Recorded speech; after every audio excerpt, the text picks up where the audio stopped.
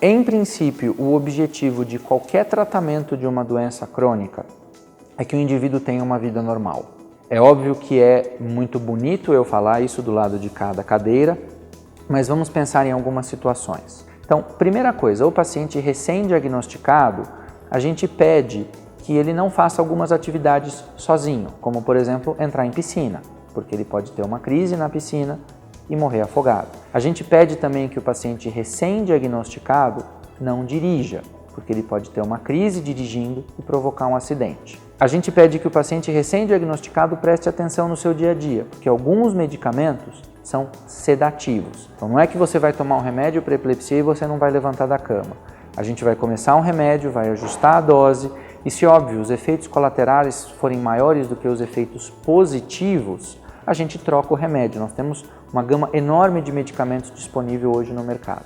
Por outro lado, uma vez que o paciente esteja com epilepsia controlada, e é bem possível que ao longo da sua vida você tenha cruzado com pessoas epiléticas e não saiba, porque fora das crises elas estão absolutamente normais, a ideia é que leve uma vida normal. Pedimos algumas regras: dormir 6 a 8 horas por noite, fazer uma boa alimentação e evitar a ingesta de álcool. Por quê? O álcool pode provocar crise, a privação de sono pode provocar crise e o jejum prolongado pode provocar crise. Saindo do paciente recém-diagnosticado e para um paciente tratado, ele pode dirigir?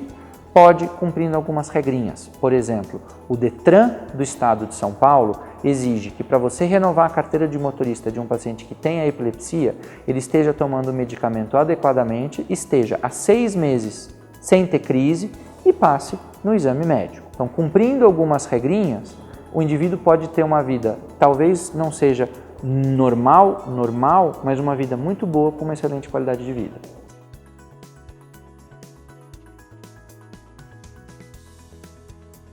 Nós temos vários tratamentos para epilepsia. Então, primeiro, algumas mudanças de estilo de vida. A gente pede que o paciente não faça jejum prolongado, durma adequadamente toda noite e não consuma álcool. Existe uma gama enorme de medicamentos, desde medicamentos antiquíssimos, usados há mais de 50, 60 anos, quanto a medicamentos mais modernos. Se vai ser um remédio mais antigo ou mais novo, ou uma combinação deles, vai depender da sensibilidade do indivíduo, do tipo de crise e do tipo de epilepsia. Lembrando que o objetivo é que não tenha efeito colateral e que isso controle as crises dele. Alguns casos são passíveis de tratamento cirúrgico, existem várias técnicas e vários tipos de cirurgia e depende muito do tipo de epilepsia e de cada paciente.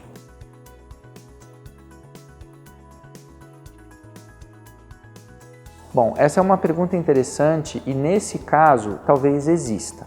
Existem alguns tipos de epilepsia que podem ser curadas com cirurgia. Então, por exemplo, aquelas pessoas que têm uma lesão cerebral e aquela lesão é o foco da epilepsia, se você retirar aquela lesão, pode ser que ela nunca mais tenha crise e fique sem remédio. Ou, se aquela lesão for retirada, às vezes a pessoa continua tendo crise, mas com a necessidade de 30% da quantidade de medicamento que ela usava antes. Então, nos casos em que a crise ou a epilepsia é provocada por uma lesão muito específica, a cirurgia pode até ser considerada curativa ou permitir que haja uma redução drástica da quantidade de medicamentos.